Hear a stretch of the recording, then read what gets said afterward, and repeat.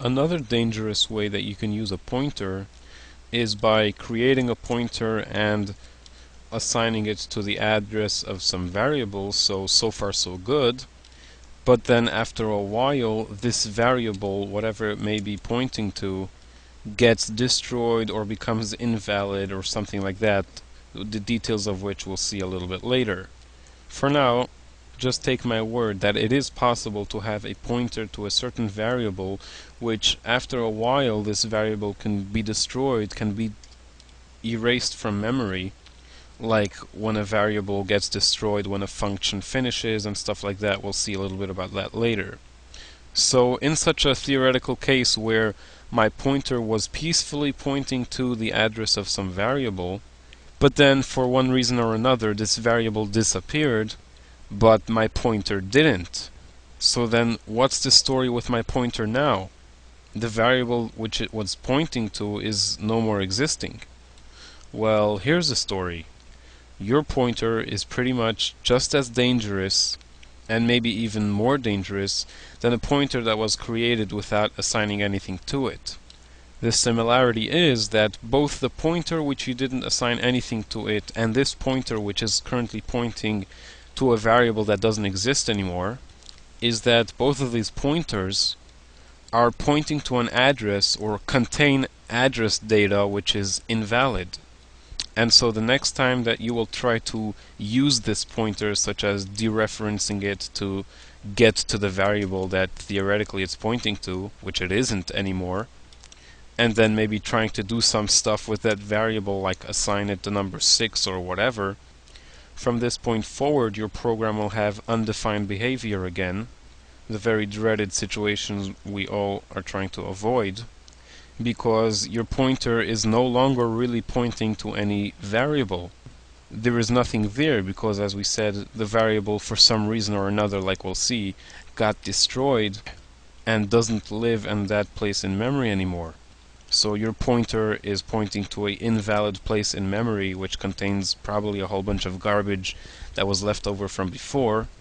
And of course, as I said earlier in different videos, that undefined behavior means not necessarily that your program will right away crash or something. That would be pretty nice if it could crash right away. The bad thing is that it probably maybe won't crash right away.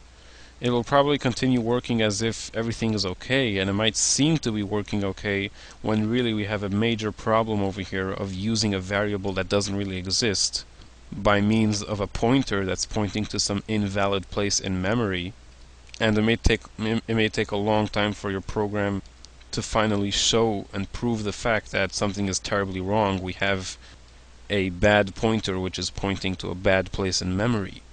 Having said that, which is the standard rule in standard C++, if you happen to be using Microsoft Visual Studio, we are lucky enough that the compiler is smart, the debugger is smart, as we will learn about debugging later on, and if you try to use such a invalid pointer, you will right away crash the program, or at least break the program, as we will learn about in debugging.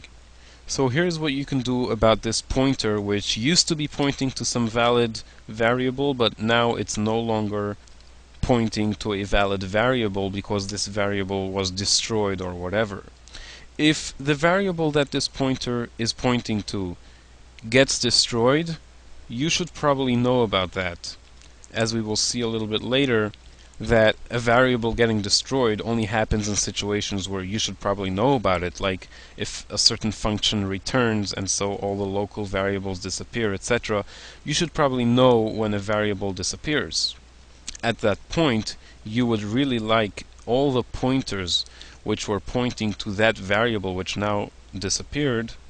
You would want to take measures of security upon all and any pointers which may be pointing to this particular variable which just got destroyed. So one of two things you'd like to do to them. Number one, you'd like to give them the number 0.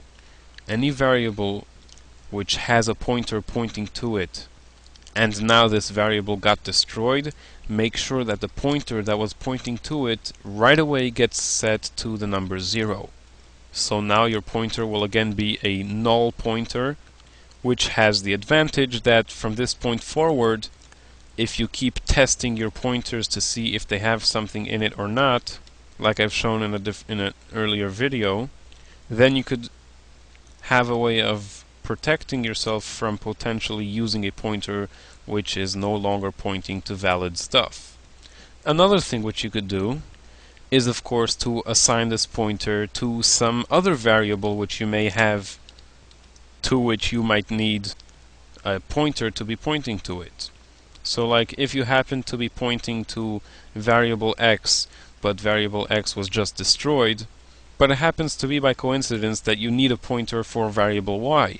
Well, take your pointer that used to be pointing to variable x and right away assign it to the address of variable y. This is of course a lot better than just giving it 0, because you can still try to dereference a null pointer and try using the stuff that theoretically should be there, which it isn't because it's null, and then your program will have undefined behavior. However, if you right away assign it to the address of some different variable and you're going to use that, then at least your program won't enter in a undefined behavior situation. In the worst case, you'll be using a pointer which will be changing this variable.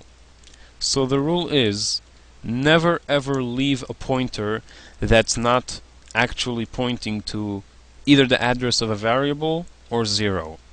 If you just created a pointer and didn't assign it to anything, that's bad.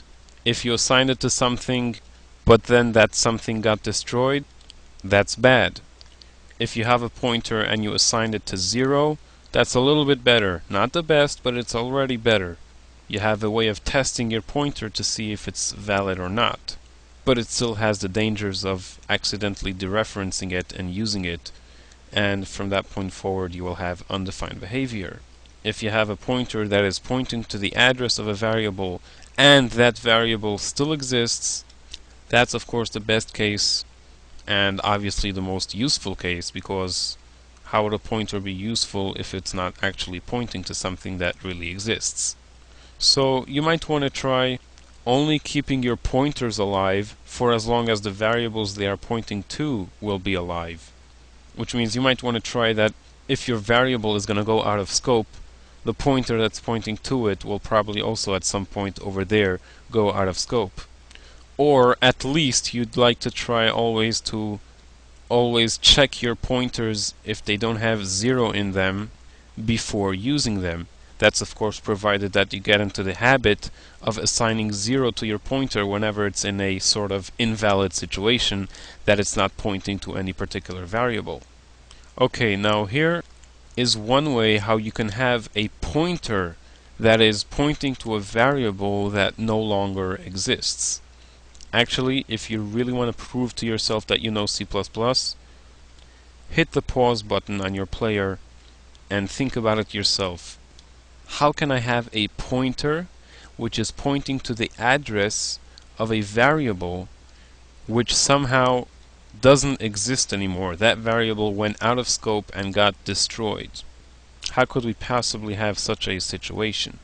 As I explained in an earlier video, if I come from function A into function B, I can for sure have pointers in function B which point to variables that belong in function A. That's because I came from A to B, so anything created in A before going into B must still exist inside function A. So yes, I can have a pointer in function B which points to a valid variable existing in function A. Because the variables of function A still exist, they did not go out of scope or get destroyed. However, here is where we can run into trouble if we do it in reverse. If I create a function over here which I declared will return a pointer to type integer, and in this other function I create a local variable right over here, integer x, and I give it 9, and then I return the address of this integer x as the return value, the pointer that gets returned, and then I take the return value of this function and I assign it to a pointer in the calling function, the function where I came from. This is one case where I can have a pointer pointing to a variable which by now is destroyed and no longer